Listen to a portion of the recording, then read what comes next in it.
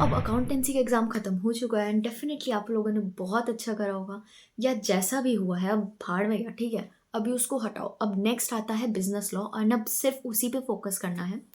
Good news ये है business law में कि अब आपका 12 से लेके 16 तक आपके पास टाइम आ चुका है। तो आपके पास अब प्रॉपर 3.5 डेज़ का टाइम होने वाला है लॉ को प्रिपेयर करने के लिए। तो बड़े आराम से और अच्छे से प्रिपरेशन करेंगे और अपना लास्ट का डे रहेगा प्रोविज़न में डाल के रखेंगे कि आपको अगर कोई चीज़ नहीं हो रही है या फिर आपको कुछ एक्स्ट्रा रिविज़न करनी है, तो तब के लिए रख देते हैं। तो हम उसको साइड करेंगे और 2.5 डे के अकॉर्डिंग प्रिपेयर करेंगे। फिर अपना आप जो थर्ड डे है उसको अपने अकॉर्डिंग से मॉडिफ़ाई करके जिस तरह से प्रिपरेशन करनी है, वो आप कर सकते हो। सो जब आप अपना अकाउंट्स का पेपर दे के आओगे that will be on 12th evening, शाम 7 बजे तक लेट्स से अगर आप फ्री हो जाते हो। वैसे तो 5 बजे के आस-पास पेपर ख़त्म हो जाएगा, लेकिन उसके बाद लेट्स सपोज़ कि आप 7 बजे तक आराम से थोड़ा रेस्ट वेस्ट करके खाना-वाना खा के 7 बजे से पढ़ने बैठते हैं। तो अभी क्या है ना कि जब आपके पास टाइम नहीं होता था, 1.5 डे होता था, तो हम सबसे पहले मेजर पोर्शन कवर अप करते थे कि एटलीस्ट बड़े-बड़े चैप्टर्स को, बड़े-बड़े टॉपिक्स को अपने हाथ में ले लो, उसके बाद देखेंगे। बट अभी आपके पास पूरे 3.5 डेज़ हैं, तो सबसे पहले ना छोटे-छोटे चैप्टर्स करके निपटा देंगे।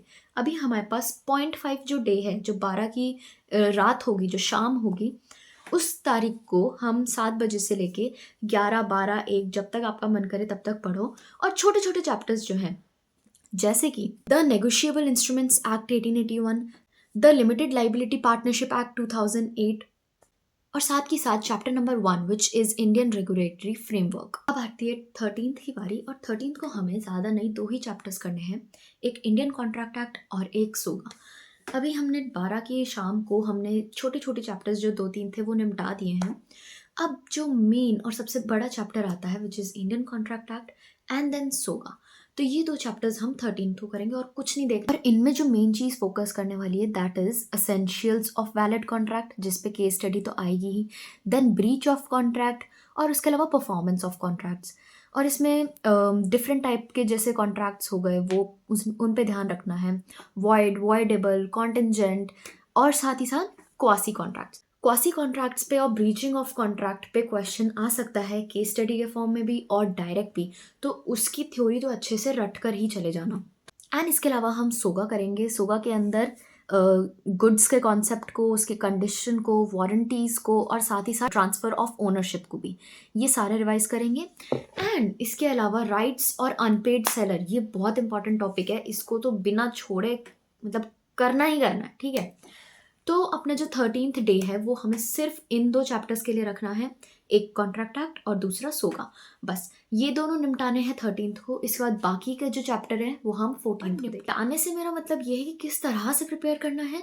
तो सबसे पहले वन शॉट देखेंगे कि वन शॉट में हमें कॉन्सेप्ट क्लियर हो जाए और वन शॉट देखने के बाद हमें आईसीए के क्वेश्चंस उठाने हैं सबसे पहले, जो बुक के पीछे क्वेश्चंस दिए होंगे और उसको गो थ्रू करना कि आंसर कैसे लिखा है, उसको लिख के देख लेना। एक आधे क्वेश्चन को जो तुमको बहुत ज़्यादा इंपॉर्टेंट लगे उसको एक बार लिख के देख लेना और उसके बाद फिर आरटीपी एमटीपी के उसी चैप्टर के रिगार्डिंग, अब जैसे 12th को तुमने वो 3 छोटू चैप्टर्स करे, तो तुमको क्या करना है, आरटीपी एमटीपी में से भी वो 3 छोटू चैप्टर्स के क्वेश्चन आंसर्स ढूंढने हैं कि अच्छा ये उस चैप्टर का क्वेश्चन है, इसको कर लेते हैं। सिर्फ उतना उतना करना है, ये नहीं तुम पूरी आरटीपी लेके बैठ गए, पूरी एमटीपी लेके बैठ गए, ऐसे नहीं करना है। सिर्फ चैप्टर वाइज तुम प्रिपेयर करते जाओ, कॉन्सेप्ट्स को क्लियर करते जाओ, रिवाइज करते जाओ और उसके बाद वहीं आरटीपी से उठा के उसको प्रैक्टिस करते जाओ। और सिमिलर चीज़ आपको अपने 13th को भी करनी है। तो 12th हो गया, 13th हो गया और अभी तक हम ऑलमोस्ट अपना सिलेबस कंप्लीट कर चुके हैं। 40 से 45 नंबर का बच रहा है, तो उसको भी देख लेते हैं। अब बारी आती है 14th की और 14th में हमारे पास सिर्फ 2 ही चैप्टर्स बचे हैं which is the companies act 2013 and the Indian partnership act 1932। Companies act में जो इंपॉर्टेंट चीज़ें रहेंगी वो ये होगी इनकॉर्पोरेशन का प्रोसेस और एक MOA AOA and most importantly corporate wheel theory. And for partnership हमें सबसे पहले एसेंशियल एलिमेंट्स देखने, बिकॉज इसमें से डायरेक्ट टाइप का क्वेश्चन आता है। Then true test of partnership हो गया, या फिर राइट्स एंड ड्यूटीज़, जो म्यूचुअल राइट्स एंड ड्यूटीज़ हो गई, या फिर लीगल कॉन्सिक्वेंसेज हो गए in case of admission, retirement और death, dissolution by intervention of court and without. अभी डिसोल्यूशन में तो चलो तुमको, और पार्टनरशिप में इनफैक्ट तुमको ये बेनिफिट ये मिल जाएगा कि अकाउंटेंसी में तुमने पढ़ा है तो उसकी थ्योरी लिखने में तुम्हें काफ़ी हेल्प मिल जाएगी। तो अपनी 14th हम लगा देंगे कंपनीज एक्ट और साथ के साथ पार्टनरशिप। हमारे पास 15th पूरा हाथ में बचता है एंड 16th की सुबह बचती है। तो इसमें तुम्हारे पास प्रॉपर टाइम है कि तुम राइटिंग प्रैक्टिस करो, अपनी स्पीड को इंक्रीज करो, क्योंकि अभी तुमने चैप्टर वाइज हर एक का कॉन्सेप्ट देख लिया है, उसका आईसीआई के क्वेश्चंस भी कर लिए हैं और आरटीपीएमटी में से भी उठा के एक दो क्वेश्चन सॉल्व कर लिए हैं। तो तुम्हारे पास हर चैप्टर की नॉलेज है। अब तुम्हारे पास जो 15th और 16th की सुबह बचती है उसमें तुम करो क्वेश्चन आंसर्स की प्रैक्टिस, या तो तुम कोई, अगर तुम्हारा कोई टॉपिक नहीं हुआ है तो तुम उसको देख सकते हो, उसको लर्न कर सकते हो।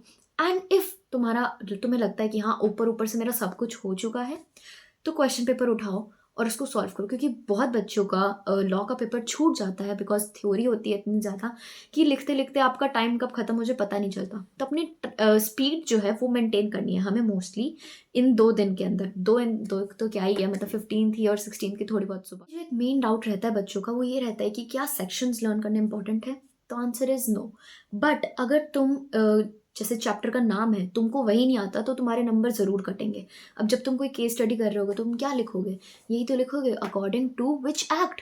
अब जैसे अगर कोई केस स्टडी है और वो कंपनीज एक्ट की है तो तुमको लिखना है अकॉर्डिंग टू कंपनीज एक्ट 2013 या फिर द इंडियन पार्टनरशिप एक्ट 1932। तो इस तरह से आपको चैप्टर कौन से ईयर, मतलब वो जो एक्ट है वो कौन से ईयर में आया था वो ईयर आपको लिखना बहुत ज़रूरी है। अगर उसमें गड़बड़ कर दी तो देयर आर हाई चांसेस कि वहाँ पे आपका एग्जामिनर जो है वो 1 नंबर या आधा नंबर काट ले। तो इस तरह से अपने ये जो 3-4 दिन होने वाले हैं आपके लॉ के, इस तरह से आपको कवर अप करने हैं। आपने छोटे मोटे चैप्टर्स 12 को ही निपटा दिए और आपने जो 2 मेन बड़े चैप्टर्स हैं सोगा और कॉन्ट्रैक्ट एक्ट वो आपने 13th को निपटा दिया। एंड कंपनीज और पार्टनरशिप आपने निपटा दी 14th को। तो 15th और 16th की सुबह आपको प्रॉपर मिल जाता है to do writing practice, because writing practice के बिना बहुत दिक्कत है। ऐसे प्रिपरेशन करोगे तो डेफिनेटली आपका सारा सिलेबस भी रिवाइज हो जाएगा और साथ ही साथ आपको कॉन्फिडेंस भी आ जाएगा क्योंकि आप राइटिंग प्रैक्टिस करके जाओगे 15th और 16th को। ठीक है, तो टेंशन नहीं लेनी है। और जितना प्रिपरेशन होगी, क्या होता है कुछ बच्चों का जैसे कॉन्ट्रैक्ट एक्ट नहीं हुआ तो अभी भी टाइम है। तुम मेन टॉपिक्स जैसे कि ब्रीचिंग ऑफ कॉन्ट्रैक्ट हो गया, क्वासी कॉन्ट्रैक्ट हो गया, इसको तो रट लो। ये हर तुमको आरटीपी एमटीपी में इसका क्वेश्चन ज़रूर दिखता है, तो डेफिनेटली यार कुछ ना कुछ तो आ ही जाएगा ना। तो बेटर चीज़ यही है कि इसको रट लो।